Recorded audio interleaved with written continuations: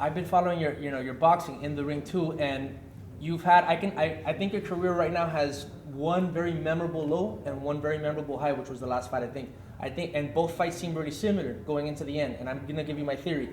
In Maidana, you hadn't been there before. You hadn't been hit like that before, and mentally, you might not have been there. But in the Andre Berto fight, the same thing happened. He knocks you down after you're winning, and instead of whatever happened in the first fight, you're like, I've been here before, I can overcome, and you overcame, and you won. You beat his ass. There's a simplistic explanation for the whole Maidana incident. Maidana, you gotta give the guy respects, It'd be ignorant of me to sit here and poke and talk about him left and right. The only bad thing there is, that I could probably say, is it wasn't a good thing that he couldn't give me a rematch. I begged for it. But at the end of the day, hey man, he's doing great. Congratulations, Every man does his own thing. So I respect him for that. But at the same time, I never arrived mentally, emotionally, or spiritually to that fight. I fought in that fight just on autopilot. I didn't want to be there. I didn't want to be near a ring. I was going through family problems, my brother and my sister. That's all I have in this world, man. So that night particularly, I could care less what happened. And you know what? I paid my dues. I paid the consequences. I gave him his respects. I called him, hey, congratulations, bro. You beat me, fair and square. And that was that. Although Max Kellerman killed me in the media, killed me, destroyed me. 5 fights later, he was still destroying me. Hey, everyone has their opinion. Well, you gotta learn how to shut that opinion off once in a while, You shut it off. But at the end of the day, when I fought Berto, it wasn't about proving anything to anyone. It was me knowing that, hey, I'm here, I arrived, present, check. And I went into that ring and I said, not today, brother. It's my title. You've just been waiting to give it to me. And everybody, they criticized me. They said I was committing career suicide. Why would I do that? What makes me think I could beat Berto? What makes me think I'm even at that level? Everything, from every given angle. I said, I don't care. You just watch.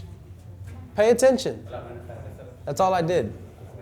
And from there on, it was history. Absolutely. Before I wrap up with the Mayweather questions, I just want to, you mentioned that you surfed before, and I brought up the fact that, you're a little different than most fighters in just the way you talk, which is the reason why you have an obvious life after boxing, whether it's on TV, whatever you choose to do. Do you think about that? And tell us about how you surf and the way you talk about being spiritual. I don't hear every fighter talk like that. So yeah, after after boxing, which is a long time for me before there's after boxing. But just a little heads up. I know I have a life outside of boxing. Boxing does not explain who I am. Boxing is not a way of saying, oh yeah, that's him. I'm more than boxing, just like you're more than a studio guy, just like you're more than a media press type of person, just like people are more than they work or what they do. That doesn't describe me. That doesn't explain who I am. Boxing, I love boxing. It's my passion. I was born for this. But at the end of the day, I'm not going to sit there and dwell on someone who thinks that, hey, that's him, that's all he's going to do. No. It's not like that. Who knows? I don't even know where I'm going to end up, because tomorrow is not promised. So, as far as I'm concerned, I'm living today, I'm enjoying today, I'm going to be world champion for a long time, so that's it. Also, your golden boy is golden boy. Can I call you that? Do other people use that? Am I unoriginal as hell? Talk to me about how, someone like Oscar de la Hoya is a good example for you in that sense. Killed it in the ring, killing it outside. No, and here's another thing. Oscar de la Hoya, I love him like a big brother. There's only one Oscar de la Hoya, there's only one golden boy. There will never be another golden boy. Just like there's one Victor Ortiz, there will never be another Victor Ortiz.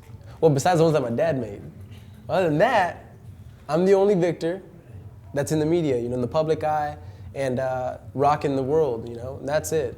As far as I'm concerned, hey, you can try as much as you want to be a certain person, but I make and write my own book.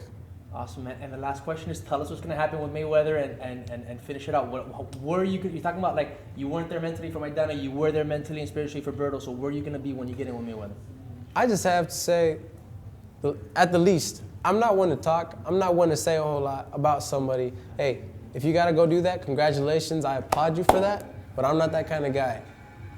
The 17th of September, we will have 8-ounce gloves on, and somebody's career is ending, and it's not mine. You guys are fighting with 8-ounce gloves? Oh, yeah. Is that normal? Oh, yeah, that's normal. It's very normal for me.